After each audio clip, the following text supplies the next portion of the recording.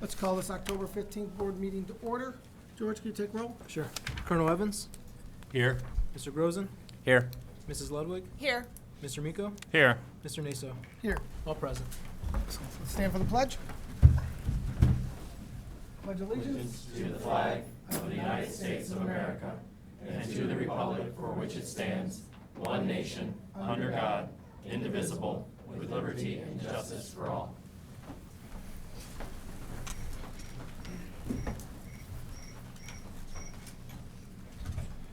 Crickets. Heard some crickets.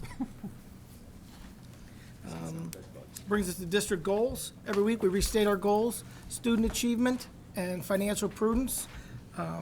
Coming up on the recognition side, we're going to see both of those. We're going to see some outstanding students who are providing financial prudence. So it's going to be a great night, and that's coming up right next. So I'm not going to talk anymore. Cameron?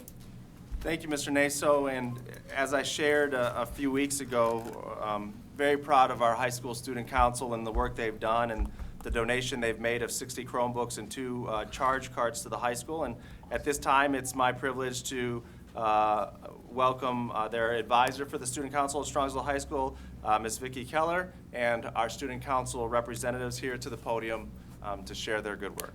Vicki?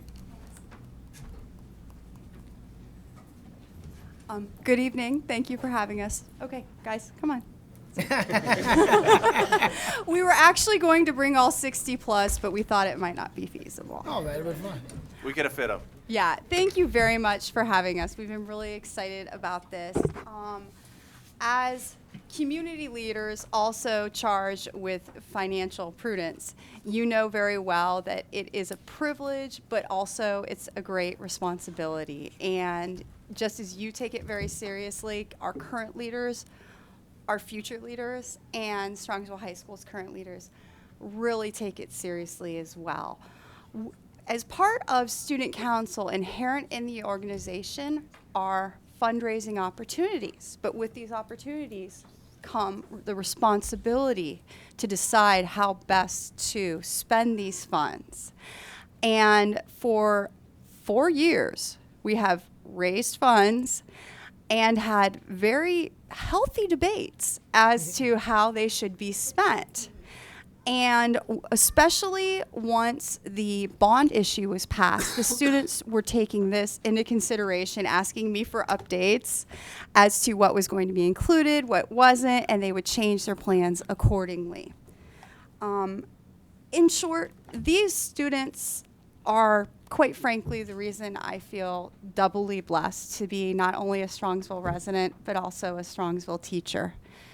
They engage in healthy, intellectual, and realistic discussion. They put everyone else's well-being before themselves, and they are truly to be congratulated. They spent just under $20,000, bought 60 Chromebooks and 2 charging carts for exclusive high school use. As representatives of the entire group, the following students are with us tonight. They were leaders in the research and debate. We have with us Student Council President, Ms. Rebecca, AKA Reba Wells. Okay. We have Haley Brent-Gartner, Student Council Vice President. Olivia Abdallah, Senior Class President. And then Donovan D'Alessandro and Mackenzie Ramser, our Senior Class Executives.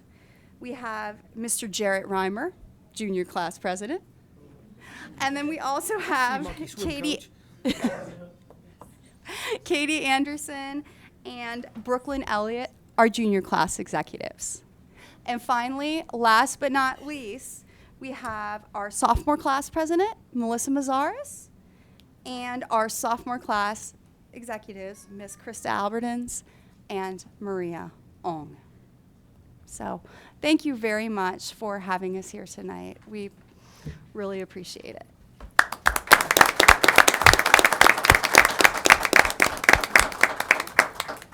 That's an incredible accomplishment. I mean, 60 Chromebooks in the carts, that much money. I mean, that's off the hook. So I mean, that's really, really incredible. And what kind of fundraisers did you guys have? What did you, I mean, that's a lot of money to raise. Well, yeah, lot of a work. lot of it comes from proceeds from various events, especially such as the homecoming dance, Mm-hmm. et cetera. And then the students also do various class fundraisers over the course of different years. Yeah. Excellent. Yeah. Thanks, guys. Thank you so much. Yeah, come on through. Come on down. We want to meet you. Run the gauntlet. Run the gauntlet, guys. You get to say thank you. Start with George, sorry. Thank you very much. Thank you very much. Thank you very much. Thank you very much. Thank you. Thanks. Thank you very much. Haley. Oh my God. Thanks for doing that. Oh my God. Thank you. Thank you. Thank you very much. Homecoming too, right? Nice job, Steve. See you again. Hello again. Nice job. Nice job. What a great group of you. What a great group of students. Way to go, team. Man, I did. You know, I get nervous with these things. It's fun when you know. That is crazy.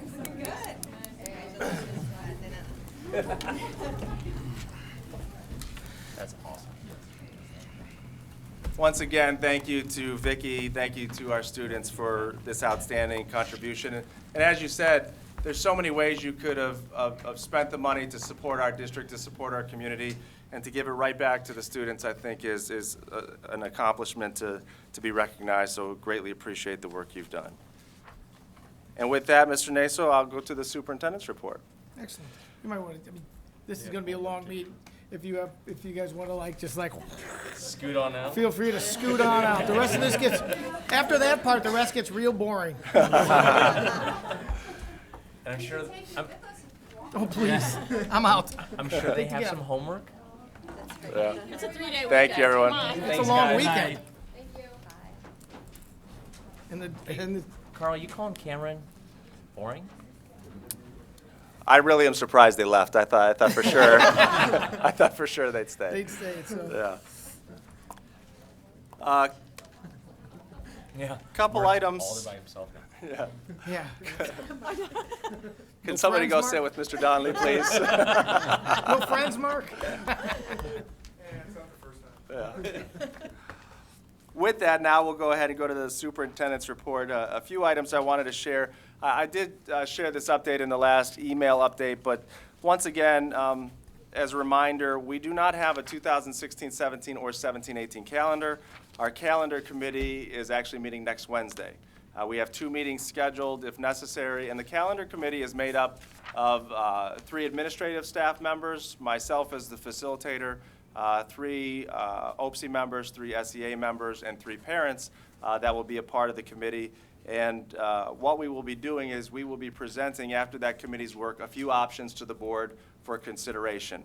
Now, the law regarding school days versus hours have changed and calendars, so there is a new requirement that we have based on the law change, and we'll be working on this. But once the calendars are finalized by the committee, the new law states that 30 days prior to the board adopting a calendar, we need to hold a public hearing on the school calendar for community feedback, looking at topics such as the total number of hours, length of the school day, beginning and end dates of instruction, et cetera. So that will be a new addition to the calendar committee that we will start working on next week. The second thing that I'd like to share is the board office and pupil services is about 2 to 3 weeks away from transitioning to Zellers as our new home for our administrative offices. So actually, the week of November 9th, we will start transitioning pupil services. We'll start moving over. And by the end of November, we should have pupil services building pretty much empty and everybody at Zellers. Then we will start with the board office in December, and by mid-January, the board office should be empty, and we will have everybody. I forgot, thank you, Mark. We will have, because our main tech hub is here in the basement of the board office until the new middle school goes online, we will have some tech people here at the board office, but other than that, we will all be over at Zellers, and that will officially be our new home. So I'd like to thank our custodial and maintenance staff and Mark and his department for their work. We're a couple months ahead of schedule of where we thought we would be because of their efforts in getting Zellers ready for move-in. And once again, as we've talked, we have done some enhancements in terms of just technology and phone lines to allow for the amount of adult workers that will be in the building now, but it is still a school. We're not doing any additional construction to convert it to an office building. It's a school structure, and people will notice that as they walk into the building. The third thing on the list for tonight, we did a couple months ago approve a policy for a smoke-free campus. We did order the signs. The signs are in, and they've started to be installed either on the building or if there's signage at the front of the property in that signage to let them know that we are a smoke-free campus. And again, our signs model the city sign, so it's a consistent message that the city is sharing. So that signage has started to be installed and will be finalized here in the upcoming weeks. Also, what I'd like to share, we had a public comment last month or last meeting, and the public comment stated that an AP class, environmental science, did not have textbooks to start the school year with. I wanted to update the community and the board that worked with Mr. Smithberger and the teacher. AP classes have to be approved by the College Board. It's a very stringent approval process. They need to approve the syllabus, they need to approve the textbooks prior to allowing us to offer that class. We have and had textbooks for every student, more than enough textbooks for every student in that AP class. The high school science teacher, or Mr. Keene, who teaches that class, which is not atypical of AP classes, used supplemental resources to provide instruction during the first quarter. So it wasn't that we didn't have the textbooks, we did, but we were using supplemental resources. All students have been given a book. They have the book in case they would like to use it as a reference. But again, they were there and the students have it, even though it wasn't necessary due to the supplemental resources for the first quarter instruction. So I wanted to follow up on that. Couple other just reminders. A reminder, November 3rd, which is Tuesday, that's election day. That is a day where students will not be in session. However, it is a professional development day for our administrative and certified staff, as well as a reminder that the next day, Wednesday, November 4th, is an early release day, which means students will either need to be picked up or will arrive home from our transportation department 1 hour earlier than the normal schedule. Also, report card, the quarter ended today, right, today? Quarter ended today, and we have report cards that will be being available next Friday. And as I shared in an e-update a little bit ago, we are going to paperless report cards. Those will be ready to go for the first quarter. And I'm working with Teresa Williamson, one of our coordinator of technology in the district, and we will be sending out instructions to all of our parents on how to access the report card online through the PASS system. Now, most of our parents are able to access the PASS system, see grades, but we do have a system now where it will generate a report card view. So we'll not be just looking at PASS like you normally do. You can generate a report card view to see that on your system, and we will have the directions on how to access that, how to download it, and those will be coming up next week. Can I print it so I can put it on my refrigerator? Yes. Well, let me say, that was the intent, and that's what I was shared. Until I see it on Monday, I won't commit 100%, but that is what we were promised, and that's what we're going to get for our parents, where you can save it, you can print it. If we do have any families that do not have the technology or internet resources at home, we know those, or they can let us know at the schools, and we would be more than happy to print a copy for them as well. I had a question too. Is there a space there for teachers to make comments like the old traditional report cards, or? I'm going to see the view on Monday, Okay. but from what I've been told, yes, it will be all the same. Comments will be there. It's just going to be an electronic version versus the paper. Okay. Yeah. And the final thing, I just tweeted out a picture. But I feel so impressed that I could tweet now. I've never done that until this year. But Mr. Stacco, our principal at Drake and Whitney, as we remember, he was honored last year in the state of Ohio as Ohio's distinguished principal. He is actually spending the next few days in Washington, D.C. What they do is they gather all of the distinguished principals from across the country in different regions for a celebration of professional development in D.C. So I tweeted out a picture of Mr. Stacco introducing himself at the National Distinguished Principal Conference, and we're very proud again of his accomplishment and this outstanding opportunity that he's had to learn and work with other colleagues from across the nation. So with that, unless there's questions, that concludes my superintendent's report to the community. I have one question for him. On the smoke-free campus, have we enlisted the support of our police? For example, they'll be at the game tomorrow night, and I noticed a couple weeks ago before we got the signs up, there were several violations right outside the stadium.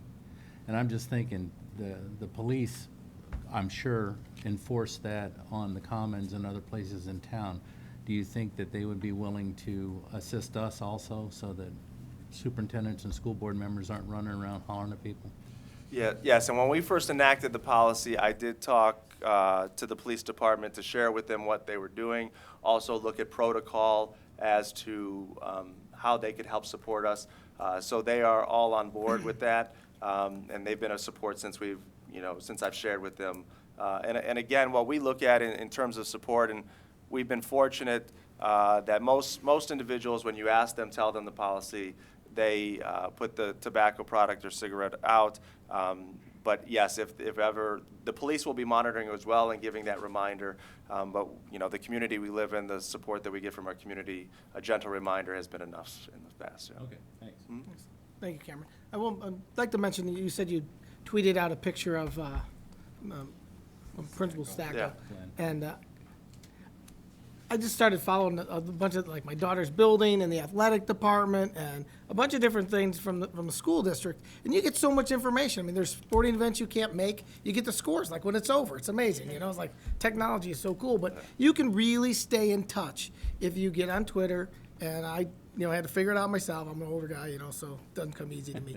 But once you log in and you follow these things, you get all this great information about what's going on in your child's building, what's going on, with the science department, what's going on with the sports teams, Cameron's sending stuff out, Jenny's sending stuff out, all the principals are sending stuff out. It is a great way to stay in touch. If you want to get good information and you want to see some of the things that were really accomplished, sign up, go online, take a look.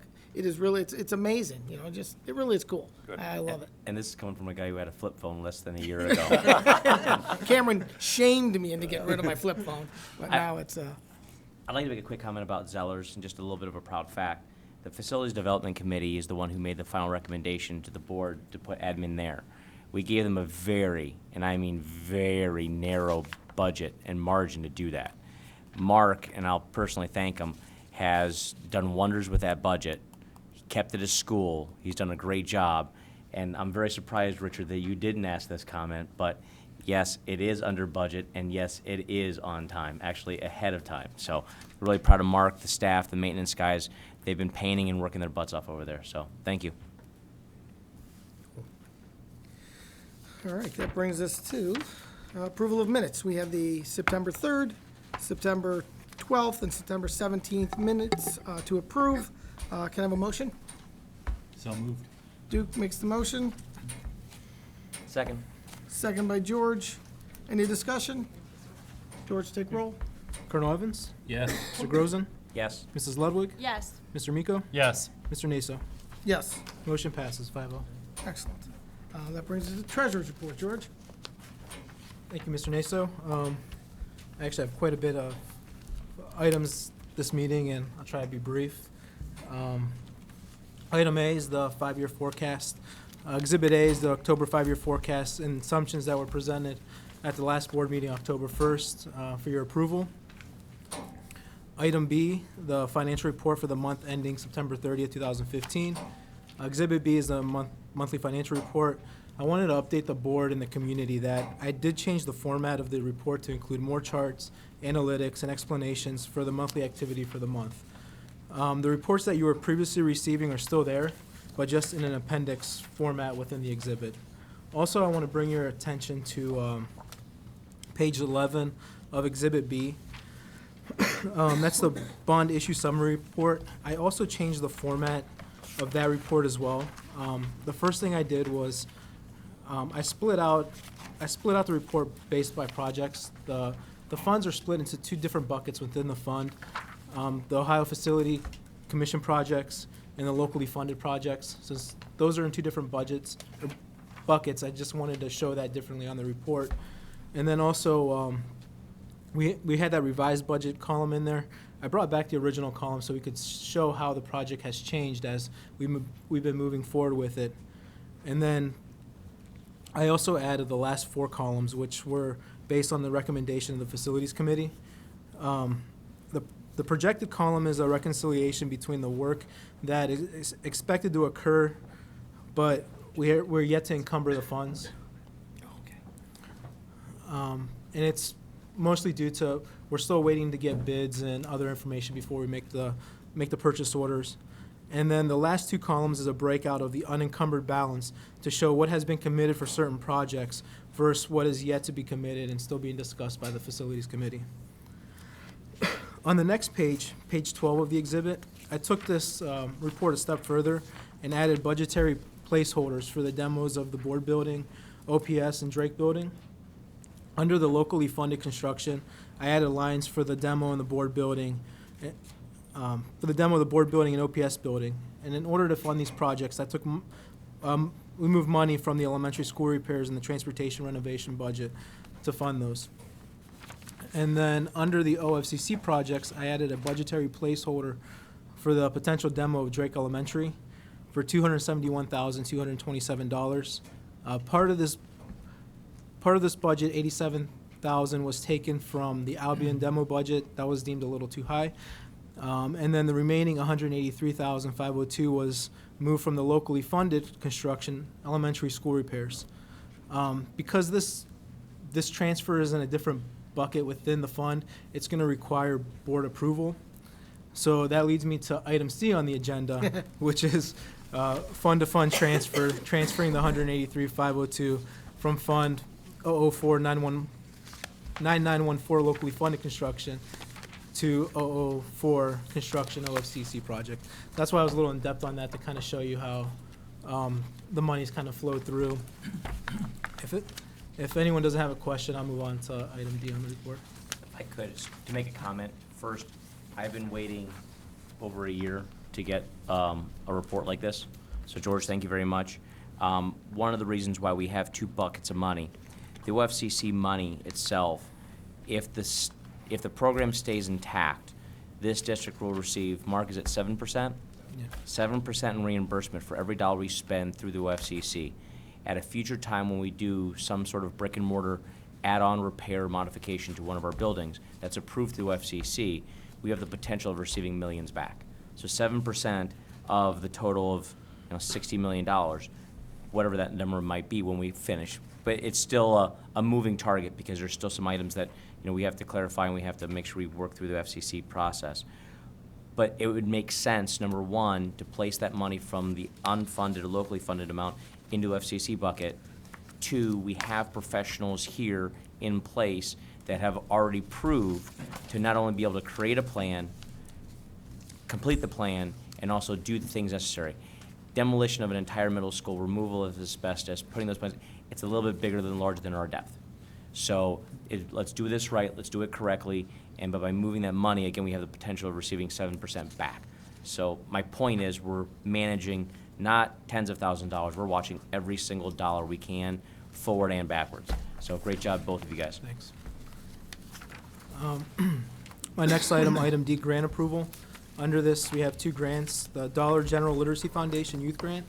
That was $4,000. That was a grant that Vicki Turner had reached out and received, and the funds will be used to implement a program called Reading Eggs. Reading Eggs offers personalized instruction for third graders via an online program that not only is highly rated but adheres to the best practices while being enjoyable and fun. It is designed to appeal to today's student.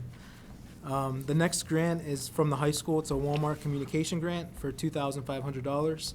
The high school received this grant for the purpose of increasing safety and communication between staff at Strongsville High School.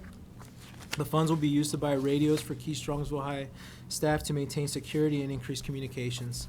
Additional information on these grants can both be found on Exhibit C.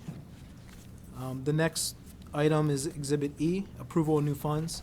With the awards of the grants, need to create a separate fund for each of them. So the first two is for each grant. And then the third one, 0199953, Excellence in Athletic Donation for the Field Turf Project. So that's setting up another fund to capture the monies coming in for the donations for the Field Turf Project. Item F, amended permanent appropriations. Be it resolved upon the I'm sorry. I think I skipped one. No, item F, amendments to the appropriations. So I'm adjusting Exhibit D, the appropriation measure, for one, Fund 19, to increase by $6,500 for the 2 grant awards that previously talked about. Fund 22, OHSAA tournaments, increasing this for $25,000.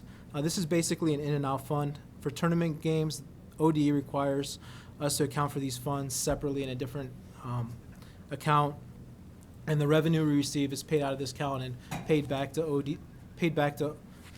OSHAA, and then they reimburse us back for any expenses that we incurred.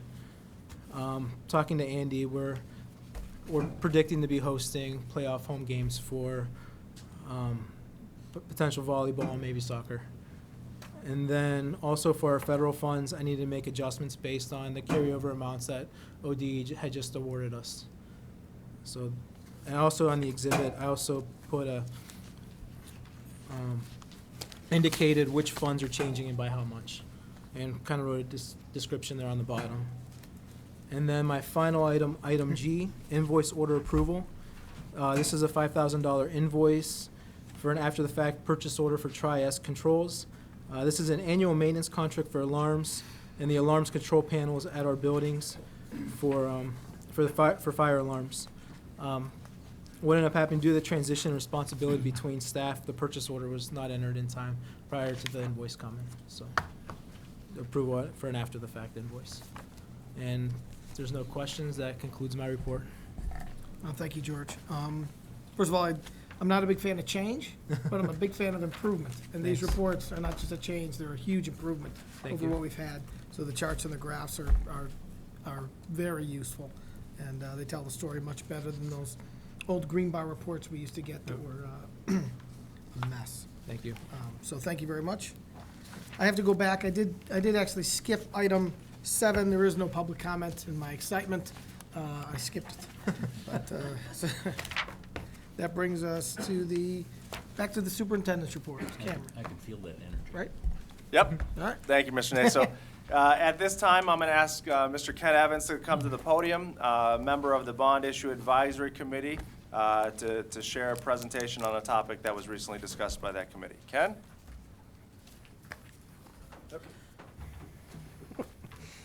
Thank you, Mr. Ryba. The Bond Issue Advisory Committee has been working at taking care of the new middle school and the high school project, with the work already being done for transportation and some of the work for the elementary schools. As we have encountered things in these projects, we have tried to evaluate all the different things that we considered when we put the $81 million bond issue on the ballot, and we have been able to resolve those things that we thought were imperative. And as we have progressed along, we have found additional things that we thought we needed to take care of, but initially we weren't sure that we would have funds for them. Thanks to the work that Hammond Construction, RFC Contracting, and all of the others that have been a part of this, including our administrative support from Mr. Donnelly, we've been very successful at being able to put funds into things that we didn't think we would originally be able to afford. And as we have done those things, we've looked at each project and said, is this something that we really need? And evaluated the project based on whether the funds were available and what the need was. One of the things is doing the lighting around the parking lot of the high school. And as we got into this, we were able to do much more than what we originally thought we would be able to. And thanks to the fact that we're already doing some work around the parking lot, we've determined that adding additional lighting in the student parking lot at the high school was not only a safety thing, but also a very important thing for the area surrounding the high school. And so what you have this evening is a proposal to add additional lighting. And basically what we're doing is taking those poles that we had already planned in the project and putting additional light heads on them, not so that we're going to light up the entire community, but so that we will light up the parking lot. and the city will approve how those lights are directed and everything else, so there won't be a lot of flood off into neighboring residents or anything like that. But obviously, now that we're into this time of year when it gets dark very early and it stays dark very long, it is an idea that security should be improved over there, and that additional lighting will help a lot. This allows us to do the work while we're running cables for everything else, to put multiple heads on each pole so that we will basically double the amount of lighting that we would have in the parking lot. And we think that that's a good investment. Again, we're staying within the $81 million. We are staying within all the things that we've said that we were going to do for both the new middle school and the high school, and this is just a continuation of that project. Thank you, Ken. Thank you, Mr. Evans. Any questions or comments for Ken? I'll have one comment. It's wonderful to watch the group refine an idea. When we originally started with the idea, it was well over 6 digits to light this parking lot, because we were looking at running a trench underneath the creek from the high school and doing all these things. And I don't remember who it was in the group that made the comment, well, we own the preschool. Why can't we just run the power right from the preschool? So from an idea initially that was well over $100,000 to $54,000, and to get more than what we were expecting, to refine and to be able to do those pieces that we didn't think we were able to do, but we are now. It's a great job. Thank you. Is this going to be LED lighting, Yeah, or my question too. what kind of lighting are we putting It's in? going to be LED lighting, yes. Great. Thank you. Thank you, Ken. Appreciate Thank it. you, Ken. Thank you.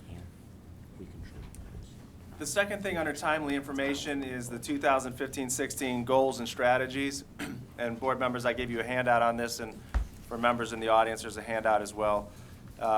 As we know, our 2 goals as a board have been student achievement and financial prudence for the last few years. And what we're presenting here tonight for the board's consideration is a part of our Strong Schools 2020 plan. And what that is a 5-year plan to ensure that we are providing a well-rounded education for our students, so our students can meet their educational needs as well as be prepared for a career in college, and also meet the priorities of our community. And this plan focuses on achieving these goals based on high academic standards in an environment of collective trust where there's shared accountability between staff, administration, students, parents, and community. And we've set these goals and strategies that are in the agenda for your consideration. And although these may be tweaked, really what we're looking at is over the next period of time that these will stay consistent, that the objectives that we put underneath them are what will change based on a year-to-year basis. So again, student achievement, what we're looking is we're adding growth to that. In school terms, achievement is how you perform in a given point in time. So our students in the spring take state tests. Did you get above the cut score or below the cut score? That's an achievement measure. But we also have students, and all students, we look at growth. Students enter our classrooms and enter our schools at point A. How far can we get them to point B by the end of the year? And in school terms, these are both very important measurements. Are students making a year's growth in a year's time, and are they hitting the benchmark standards that they need to along with their other peers?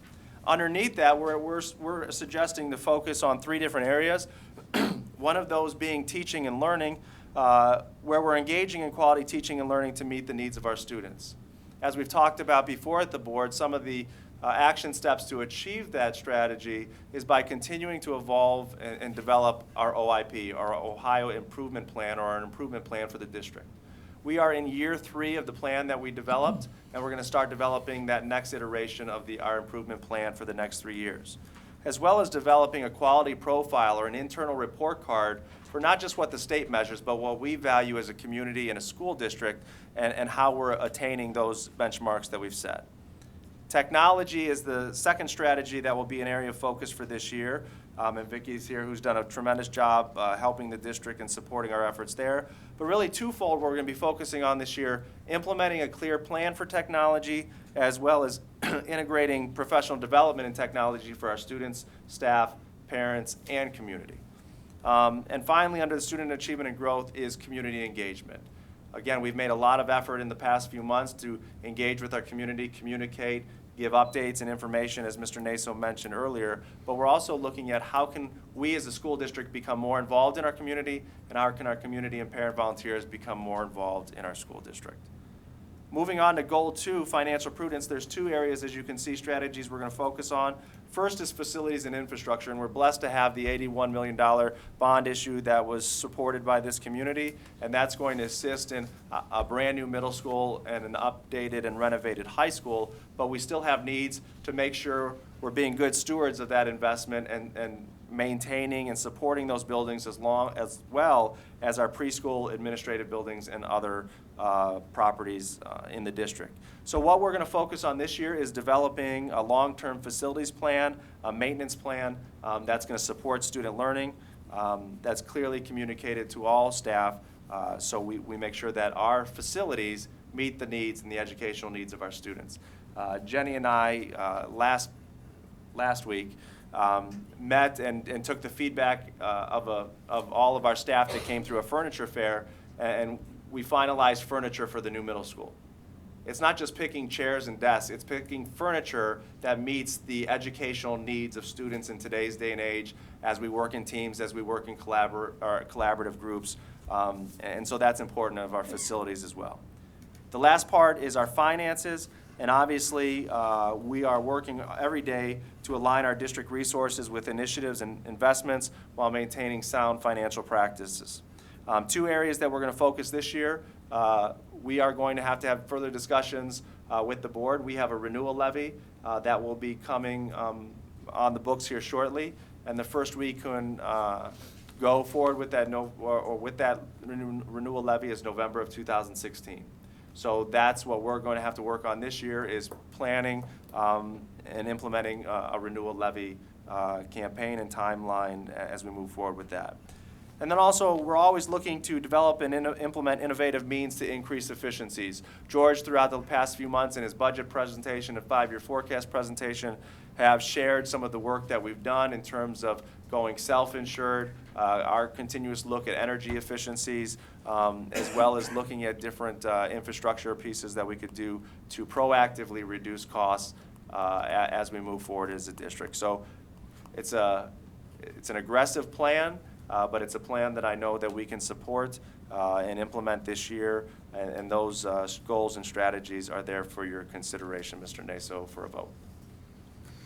Okay. Do I have a motion? So moved. George, second? Second. Second, Duke? Any questions? I don't want to steal Jane's thunder. Jane, you can second if you want. No, that's next time. We got another one coming up in a minute. Comment. Comment, please. Well, first of all, I'd like to commend you and thank you, you and your staff, for coming with a plan like this, because it makes sense. It makes a lot of sense to have a framework to help us go forward. And from our retreat, we talked a lot about this, but I think it's really, we're very lucky to have a framework like this, and you were very good at this as assistant superintendent too when the OIP was being formulated. This kind of trench work is not fun, and it's hard to put something like this together, but once you have it, it's a great thing to give you guideposts of where you're going. So that's a great thing, and I think it's good, and I'm not just saying that you know, I wouldn't for a second stand for just a patronizing blather that we would have some plan that everybody's going to think, oh, that's great, but they're not going to do anything with it. I think that your heart's in the right place, and I think you really mean this stuff, and we're behind you 100% on it. So congratulations on producing this, and you got, I think the rest of the board's going to be 100% behind it. Thank you, Colonel. I appreciate that. And as I've said before, and it's important to just restate, the foundation of this plan is based on focus groups that Jenny and I facilitated over the summer with over 100 staff members to look at the priorities within the district as to what is important, what do we need to focus on, and we couldn't have gotten to this plan without their support and work as well. So I appreciate the feedback, and also appreciate people giving up time over the summer to give their valuable feedback, which was crucial in the development of the plan. Any other comments? George, take roll. Mr. Grozen? Yep. Colonel Evans? Yes. Mrs. Ludwig? Yes. Mr. Miko? Yes. Mr. Naso? Yes. Motion passes 5-0. Excellent. Nice With- job. With that, I'll ask Mr. Donnelly, Director of Business Services, to come to the podium with his report. Mark? Thank you, Cameron. Tonight under Business Services, we have a lot of interesting, good stuff to talk about in the construction update. But a couple of points I'd like to remind, or just, I guess, clarify with the board as far as some of the stuff, the work going on at Zellers. Our maintenance staff has done an awesome job. Bob Schwerman has really worked very hard as our maintenance foreman. In fact, we've had our HVAC guy, John Przomic, go to every single univent in that building, tear it apart, clean it out from stem to stern, really made sure that that building is going to be ready to roll heating and cooling wise for the entire board offices. They've taken care of a lot of little things that probably haven't been taken care of in a while. So that our maintenance staff, I just want to give them credit for where credit's due. They've really worked hard. Also, as regarding the smoke-free signs we saw earlier, we purchased 5 of those white signs that are about 4 feet tall, maybe 3.5 feet tall, that split out like a tent. And we can put any message on there we want. So we do have the smoke-free signs, but we can also have supplemental signs at athletic events that can be posted on a temporary basis to say this is a smoke-free facility kind of thing.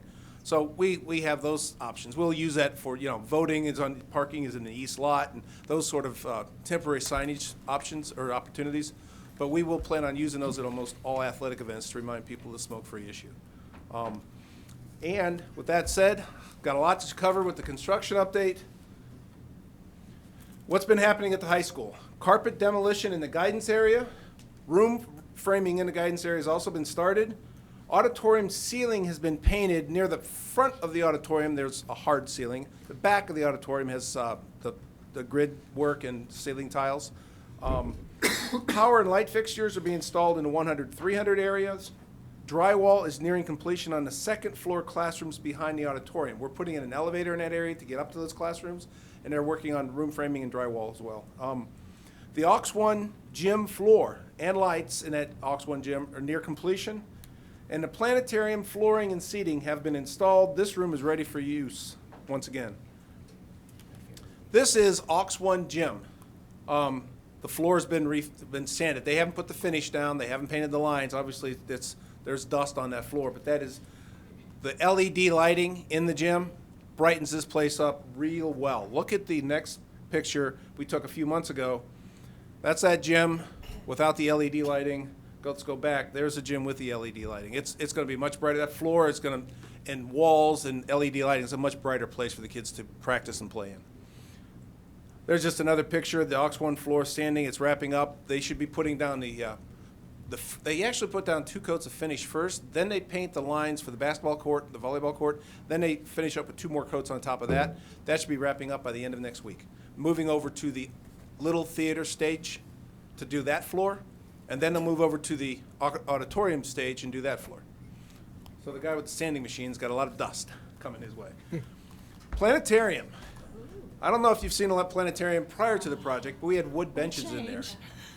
Also, the planetarium seating platform, or the design, was basically in a big circle. Now, the new design for the planetarium is to have every seat basically facing one general direction. So if you look, there's our star projector, and I know it's from the 60s, but this star projector is a very valuable, very well-maintained, excellent piece of equipment. And the new flooring, painted walls, and new seating in there will provide for an awesome experience for anybody who gets a chance to use that. Hopefully we can set up something where not only the 5th grade class gets to use it, but expand the opportunities for the whole community. How about board members? The whole community. Trust me, I'll be in there. Let's have a board meeting there. Yeah, we should. This is a picture standing near the back of the auditorium. At this point, I'm standing with my neck about the level of the scaffolding that's been put up. What you see, that light down near the bottom of this picture, is really the top of the stage, because we're so far up in the back of the auditorium. But you see some of the upside-down pyramid acoustical tiles, which last board meeting, I believe they asked, are we getting acoustical tiles? Yes, we are. That speaker you see in front of you, the black thing, the brand new speaker, we get an entire new sound system, new lighting system. The ceiling is almost completely done. Obviously, the roof over top of it's been done, so there will be no more water stains on the ceiling. The scaffolding will be coming down very shortly, next week. Once that comes down, the painting on the walls, the seating will be coming in the next couple of weeks. So there's a lot of good things happening here very soon with the auditorium.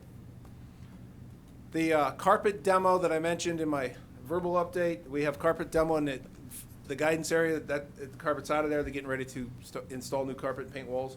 And the wall on the other side of the page here, the wall is going up in one of the new office areas they've created.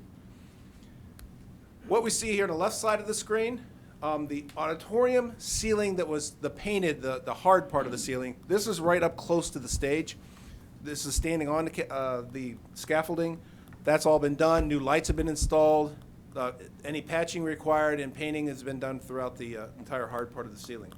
On the right side of the page, we see the rough-in of the elevator on the first floor. Near the front of the auditorium, the main entrance, the elevator that we're installing there so we can get the classrooms upstairs and make 3 classrooms very usable for the student body instead of limited use because there's only stair access in the past. What's next at the high school? Scaffolding in the auditorium is being dismantled next week. The walls will be painted shortly after that. Carpet will be taken out and the new seats will be arriving in a few weeks. Ceiling grid and tiles will be replaced in several classrooms in the 100-300 area. Aux 1 gym floor will have court lines painted and floor will receive a couple coats of finish. Painting will begin in the classrooms along with the technology installation. What is happening at the middle school? Well, the middle school, the steel joists in the auditorium, elevator lobby are set, so they keep getting closer and closer to joining up the 2 halves of the building they've been working on. The vapor barrier that I talked about last time is nearly complete in Area A. Rigid insulation is being installed, and right after that comes the brick veneer. Brick veneer begun on the north side of the classroom wing, which is the courtyard side. Light gauge framing of metal panel is nearly complete, and metal panel is some exterior finish. It's not all brick. There's some metal panel exterior, so it breaks up the look of the building. Brick veneer has begun in the southwest corner of Area B. The wire mesh of the 3rd floor mechanical room is in place, preparing for a concrete pour. And all this stuff, I know it's more construction, more brick and mortar, but it's all stuff that has to happen, and we're making good progress moving forward. The roof decking at the auditorium is underway. Floor decking in the 3rd floor media center space and elevator has been installed. And Hammond Construction is hosting a community walkthrough of the new middle school next Friday, 10/23, from 4 to 6. The entire community is invited out to see this. This will not be a standard self-guided tour like we did the first time. Because it's a construction site, and a large construction site, they want to do tours guided by the construction managers themselves. Dana and Derek will take turns. Roughly every 5 to 7 minutes, a tour will take off and go around, and we will gather a group at the beginning of the tour, give a few safety instructions, let them know what they're about to go see, and then they'll be off on their tour. However, please, anybody who has time next Friday, I think the weather's supposed to be decent, come on out and see all this stuff for yourself that I'm about to show you. The auditorium stairwell is being built. If you'll notice, I'm standing on a stage here. If you go off to the right, that will be actually ADA wheelchair access all the way out to the doors of the auditorium because it will be one basic level. There's a bit of a ramp there, but not much. But these stairs right here, if you're down in the very front row, you walk over to the front of the stage, kind of walk backwards up the stairs and come around to receive your reward or whatever you're going up on stage for. The first floor hallway continues to have a lot of activity. That is a long hallway, and it's constantly having different contractors in there with the sprinkler systems and ductwork and electrical and everything. It's ongoing. The second floor is the same way. The 3rd floor is getting to be that way as soon as they finish up the roofing. Mechanical equipment has arrived on site. They're about to install. This is one of the mechanical rooms. What happens on a construction site?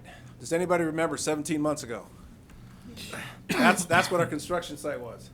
That's what it used to look like. This morning at 5:30 a.m., this is our construction site. Half an hour later, those guys are at it, 6 a.m. Most of us are still just stumbling out of bed. These guys are hard at work. 6:30, that's a Christmas tree. They're all over the place, working like crazy. And by 7 o'clock, obviously the lights are on. You can see all the work that's been happening. Brick veneer's gone up in the front part of the building. You see the vapor barrier in the front part of the building. They're about to start the brick veneer there. Just a lot of good stuff. That's once again, we're inviting the community out to see all the good things happening. Please come out next Friday to see this. What is next at the middle school? They're going to complete the roofing work, complete the brick veneer, complete the installation of the windows, excavate the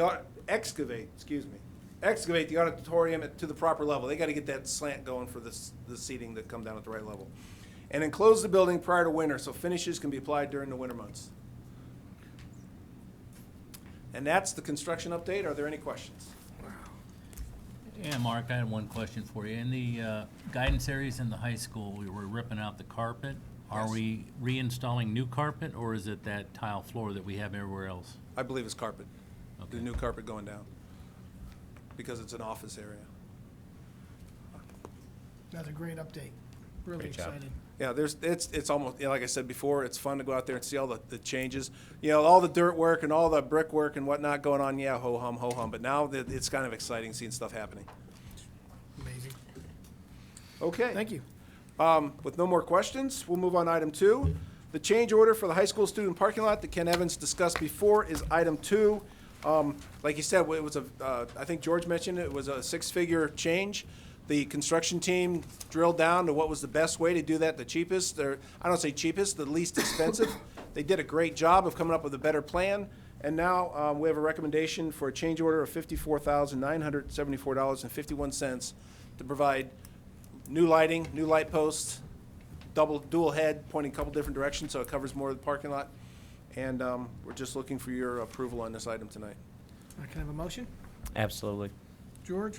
Second. Second from Jane. I know I was at the meeting, so I know that Hammond Construction was, approved this, GPD was there, I know they approved it, and I talked to Roger, and he's all in. So all the parties that we need to see approval from were present and accounted for, so we're good to go with that. I was impressed with the way the genesis of how it was. Well, we thought about the new lighting, and we talked about it was gonna be at $125,000, and then started talking, next meeting, boom, they worked this thing down to 55,000. So, I mean, it was a great process, so. Just one comment. From the very beginning, it's always been about warm, dry, safe. Warm, dry, safe. And we've said those 3 same words almost at every meeting for 3 years now, 4 years. So that's just part of it. It's warm, dry, safe. That's the safe part. Yeah. Richard? No, go, Richard. I just wanted to make the one comment. Although it says change order, again, this is the change order we're happy to approve. This is, the lighting at the high school wasn't in the original plan that we earned the community support for. This is a change order for more. Yes. We're still on time, we're still under budget, and we're delivering more for every taxpayer's investment. So it's the kind of change order you're happy to support. And the one other thing, just to be clear on some of these things, the way it was set up, we identified the things that we had to have, and we went out to, and then at the same time we identified the things we had to have, we had a whole nother list of things we'd like to have, and we prioritized the things we'd like to have, and we went through that. So once we got that, and we had the savings from the bids, then we went back and we said, okay, we got the things we have to have, we got these savings, then we went through our list. It's not like we're walking around like, well, we got another $100,000, what are we gonna do with this? We knew exactly if we could get to them, how far, we wanna get through that list, and George can tell us, I believe we're getting through the entire list. We're finding more. We are, the high school is the project that is the scary one. We have found a lot of issues as we opened up the walls. We knew that was going to be the case. And we're succeeding by eliminating the problems as we're faced with them. And that's one of the challenges that we have at the high school. Middle school is a clean sheet of paper. We came out of the ground, we were ready to go. High school, we start opening up walls, and we finding wiring conduit, culverts that need help, and those kinds of things, and we're going through those issues piece by piece. But again, to say what Richard said again, we're still on time, we're still under budget, we're not picking luxuries, we're picking needs to have, things that we need to take care of for that building for the next, we've got a mortgage on that building for another 32 years, and that's the kind of repairs we're making. Well, you talk about this issue, and Mark, you and I go back a ways on this. A year and a half ago, the lights in the student parking lot didn't work. A lot of them didn't work. There was one on. That's a safety issue as far as I'm concerned. This is a safety issue. So this just goes along with George's warm, dry, and safe. This is something we need to do for the safety of everybody that uses that parking lot. Yep. Question I have for you is that one of the lights, and you may not know this, and you can get back to me. Are we having a light down by the bridge over by the stadium? It's not right by the bridge, no. There's lights, all the light poles we're talking about are on the edge of the parking lot, closer to the preschool, shining across the parking lot. Yeah. There is not a no, light by the we bridge yet. We need- are looking into an additional light post there, potentially feeding from the high school. But right now, we're asking the construction manager and Rodwell to come up with a plan on that. Still working on it. Okay, we do need to get a light near that bridge, okay? Yes. All right, let's have a vote. Mr. Grozen? Yes. Mrs. Ludwig? Yes. Mr. Miko? Yes. Mr. Naso? Yes. Colonel Evans? Yes. Motion passes 5-0. Excellent. Thank you very much. The last item tonight under Business Services is another amendment to the GPD Group contract for the high school furniture design. It has to do with getting the help of the architect in with the process of high school furniture bid specs, the quantities, the styles and types, and their cost for their doing this work and helping us out is an additional $35,200. And this is one of those things we've talked about saving money, being frugal with the dollars we have. We did not originally have plans for high school furniture. We may have some budget left at the end of this that it'd be nice to be able to provide great new furniture for the high school kids. And we're asking GPD's help to get us there. Excellent. Do you have a motion? So moved. George? Makes a motion. Second. Second by Jane. Further discussion? Take roll. Mr. Grozen? Yes. Mrs. Ludwig? Yes. Mr. Miko? Yes. Mr. Naso? Yes. Colonel Evans? Yes. Motion passes 5-0. Excellent. I have one last little update for the board, just a little tidbit about some maintenance we're doing. We did the Rademacher Miller Road a year and a half ago, and that was finished up. There are some areas of the road that were ground down, and there was a suggestion that we get some sealer on those areas that were ground down. I just update the board that the sealer came in this last week. We applied the sealer. So those kind of projects, we are maintaining the investment in what we've done so far. It wasn't that expensive. It's just one of those things that it'll help maintain that road and keep it in good condition for years to come. And one of those projects we do every year just to keep it in good shape. Excellent. Thank you. Good update. Thank you, Mark. Without any C? more questions, that's the end of my report. All right, at this time, I'd like Erin Green, Director of Curriculum, to present her report for tonight. Erin?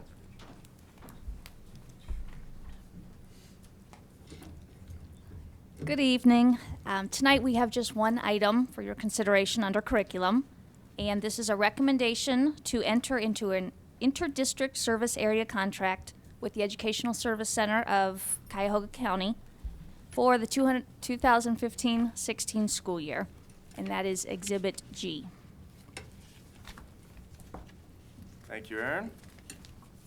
Under Student Services, Mr. Trujillo couldn't be here tonight, but we do have one item to enter into a tuition excess cost agreement with Crestwood Local Board of Education for admission of a student with disabilities for the 15-16 school year. That can be found in Exhibit H, and once again, this is where it is a Strongsville student, but they are being placed with a family that's in Crestwood schools, and we, by law, are required to pay tuition.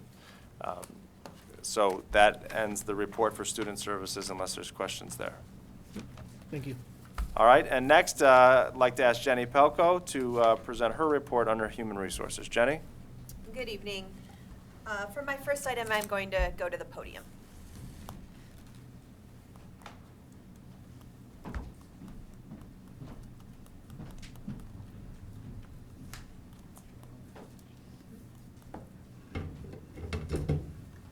At this time, I would like to call up Viola Klein to the podium.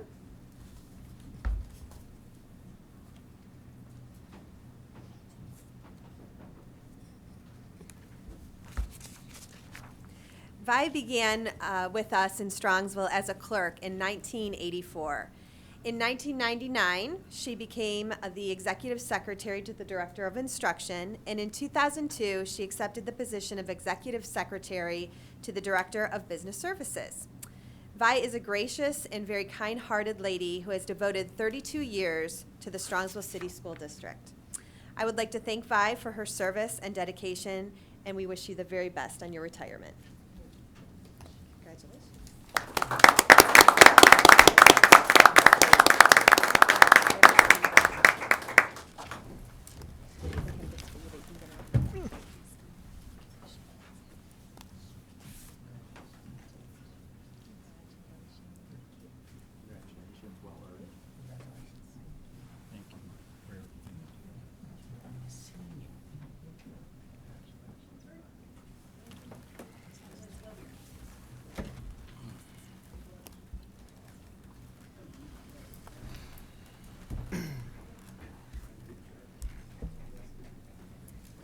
Vi is due to retire this December, so congratulations again to her and all her work here in Strongsville.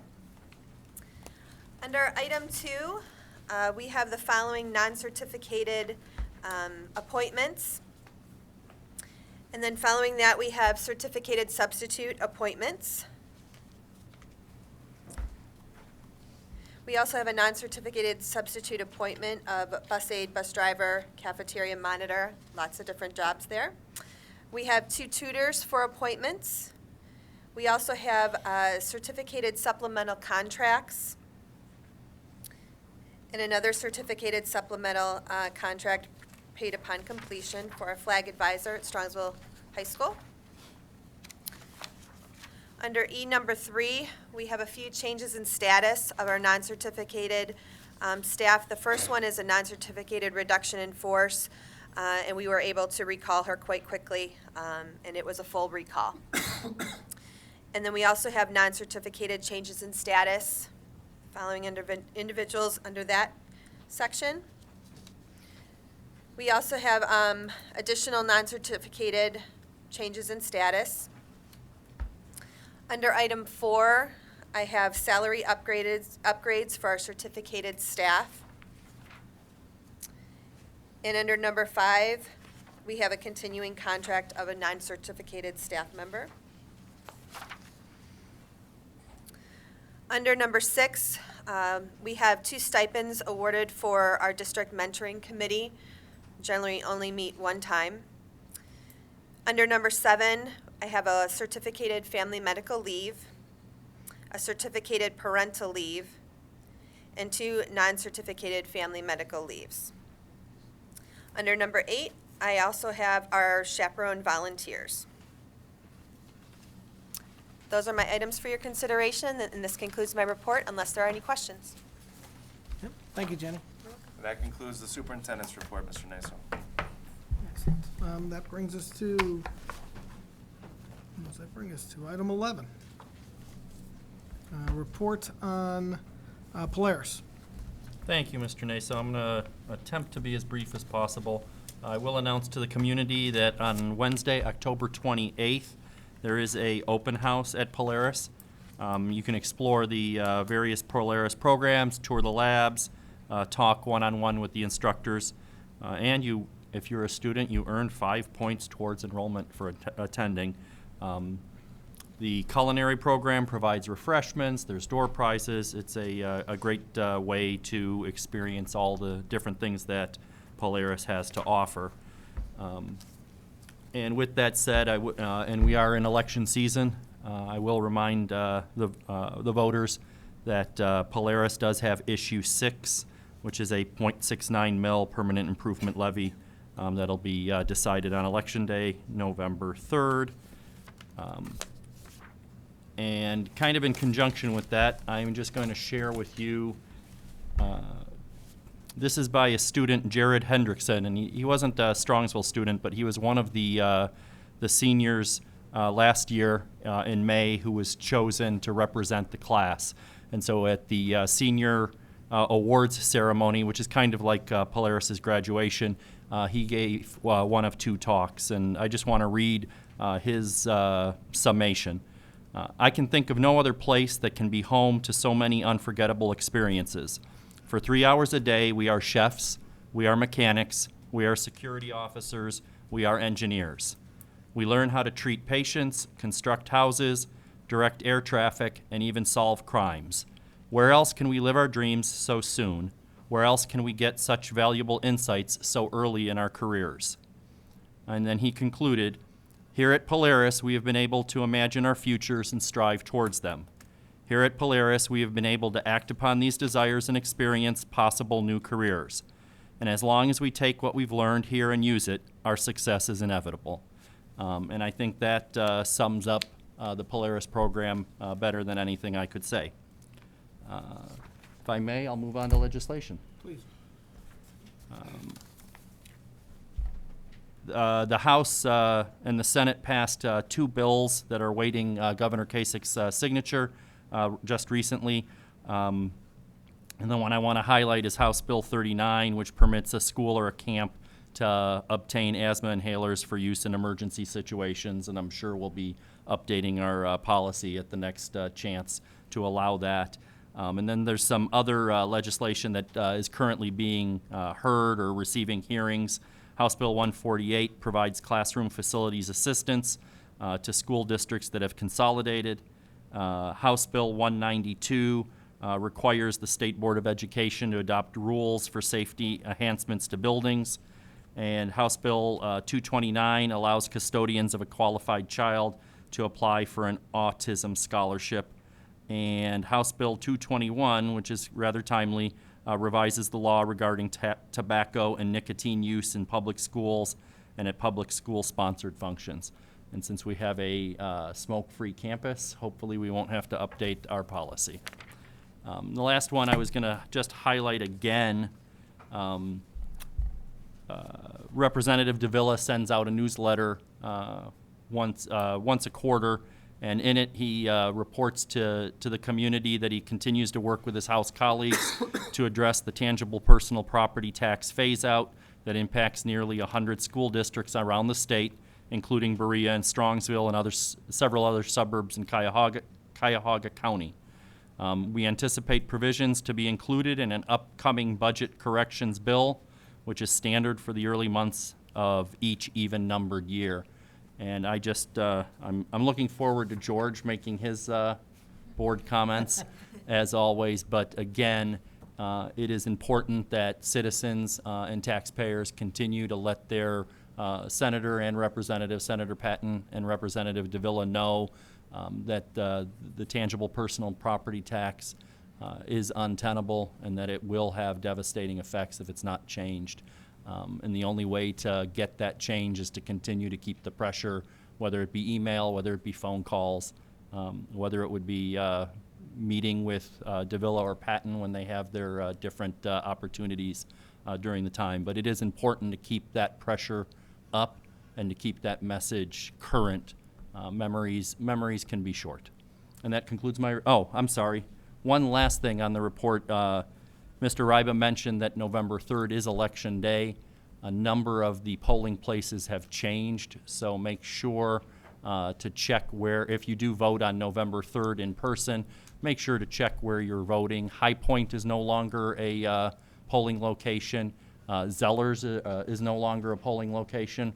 We'll need to make sure next year to tell them Drake is no longer a polling location. Altenheim is a new location.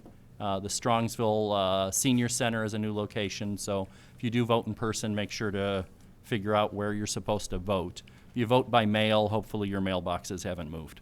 And that concludes my report. Thank you, Richard. That brings us to board liaison reports. Jane, City Council. City Council, okay. Again, we're getting a little long, so I'll be brief. But City Council had a couple meetings, and one highlight was they had the Northeast Ohio Area-Wide Coordinating Agency, otherwise called NOWACA, do a plan that evaluated the walkability and accessibility at the center of town, and that is on the city's website, and it's very comprehensive, some really interesting things in here. So I encourage you all to go and check that out. And the area covers from Pearl Road and 82, right there at the center of town, down Pearl Road to in front of the middle school and the cemetery. So it's that section of town that was evaluated. And then there is issue 108 on the ballot. It is for residential street repairs, and it's a 1 mil 5-year levy to generate over $1.4 million annually to just repair residential streets, and that would not include any state routes like 82 or 42. So there are over $90 million worth of street repairs that could be made. So this would just be a small dent, but so they're asking for support on issue 108. And that concludes City Council report. Thank you, Jane. You want PTA? Sure. The PTA is off and running, and they have started their grant process. They have $6,000 to award to our schools in our district. So the deadline to apply is coming up. They're going to be meeting in early November, and they get these funds that they're able to award to schools through their Rockin' at the Rec dances. And Rockin' at the Rec is dances for any Strongsville student in grades 6 through 8. And the next dance is November 20th. It's from 6:30 to 9. Tickets are on sale Thursday before the dance, or you can get some at the door. And the theme is favorite football team. So that could be the Browns, could be Ohio State, or even your own Mustangs or anybody else you want to support. And they are also offering a safe sitter class. I have a flyer here, but you can go on the website, StrongNet, and sign up for Safe Sitter class. It's for anybody aged 11 and up, and space is limited. So if you have a child that is interested in being a babysitter, this is a wonderful course to take to kind of know all the ins and outs of what you should if you're going to be looking after young children. So that is our PTA report. Excellent. Anything on the Student Achievement Committee? No. Students are just achieving well. Yes. Well, you had conferences last week and this week, so I'm sure you've heard all kinds of student achievement for the last 2 weeks. All right, there's nothing on the wellness side. Strongsville Education Foundation, there is the SEF breakfast, which is October 28th at 7:30 in the morning. It's always interesting, and come out and support it if you can. We really could use help, but they're doing some great work. They continue to progress on the Chromebook initiative, and I think they had a great success with the car giveaway that was announced at the last stadium. It was interesting that they sold tickets all that time, and I talked to the winner as she was walking out, and she said that she bought the ticket as she was walking in. So I was like, pretty amazing. I don't think I have anything else to report from the Education Foundation. That moves us to the Finance Committee. We met before the last one, so there's nothing there. Policy Committee? Yeah, we haven't done one recently. We're looking forward to our fall policy committee, and we'll share that excitement when the time comes. Excellent. Facilities Committee, I don't think there's, I think we're pretty much set. We've Pretty gotten a much. lot of work done, and we've got more work to go. all right. That brings us to the consent calendar. Do I have a motion? So moved. Duke, motion, second by? Second. Second by Jane, thank you. Any discussion? Take roll. Colonel Evans? Yes. Mrs. Ludwig? Yes. Mr. Miko? Yes. Mr. Naso? Yes, Mr. Grozen? Yes. Motion passes 5-0. excellent. Board of Education, other? You know I do. Here's my it short. constant reminder to the community and to everybody in this educational system. The standard response that I always get when we start to talk about the TPP fund and from people in the know and some politicians is, well, you knew that it was going to go away. Well, the whole system is broke. George, if I could ask, at some point in the near future, I think it'd be interesting for everybody to learn and know exactly how that formula works, how we're penalized so heavily, and what local communities around us and what we think are affluent communities within the Cleveland area or the west side, how much they get per student. Yes, the TPP funding was supposed to go away, but what's happening is the actual formula itself is not fair for our community. Right. The reminder is $3.2 million is getting pulled from our district. 3.6, I apologize. 3.6 getting pulled from our district, and we're gonna have to make it up. The K-6 tout was, we're putting more into education than ever before. We're getting penalized, and a lot of other communities are as well. We need to keep talking to Davila, talking to the other people that can help us with this, because it's just not fair. We're putting more money in, we're getting a lot less out. Day in, day out. I've heard two arguments. One, well, you have less students. Well, we're getting less money per student. So how does that work, right? Okay, if you get the same money per student, okay, but we're getting less per student. And the other argument is, well, you knew TP, the tangible personal property was gonna go away. Well, about 8 years ago, they swapped out in the state of Ohio. They used to have the TPP. They taxed tangible personal property, meaning if you were a business, you had inventory, or you have real estate, or whatever you have, they taxed it. They said, well, people were moving out of the state then. They said, okay, we'll move over the border and we'll ship our stuff in to avoid the tax. So I said, well, hey, let's go to this CAT tax, they called it then. And so that's the commercial activity tax. It's essentially this, they're generating the same amount of money. At first it wasn't, but now it is. They generate the same amount of money. And so where does that, they generate the same amount of money. It's just a shell game. They take the TPP away from us. The CAT tax is generated. All that money then goes to somewhere else. A lot of it's going to charter schools. It's not going to our schools. And so that was really just a swap. So the two things that you might hear from people, and I've heard them from some pretty prominent people in town. One is that you knew it was going away. Well, yeah, that was going away, but it should have been replaced with the CAT tax money. And the second thing is, well, you have less students. Well, we get less money per student. So how does that work? And with that, I'll stop. I wasn't going to say it, but I have to. So Again, we lowered our footprint, we eliminated buildings, we made hard choices, we reduced our budgetary costs by millions, and we're the ones who penalized. Yep. Just as a reminder, twice a month, you're gonna hear the same speech from me, over and over again, until we find a solution. Any other? Excellent. We do have, that brings us to meeting notification. We have a meeting Thursday, November 5th, and we have another meeting on Thursday, November 19th. All of them right here until the high school renovation is done. With that brings us to executive session. We do have a need for executive session this evening. I believe it on, We have three fronts. needs. Confer with the attorney for pending litigation, matters required to be kept confidential, and negotiations. do I have a motion? So moved. George, Second.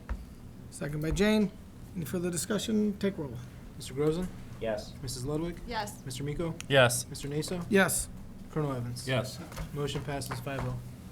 Excellent. Entering It is executive session at 8:23. 3 minutes. There will be no public. We may come out. No, that changed. There's no need for any business after executive session. All right. Thank you very much.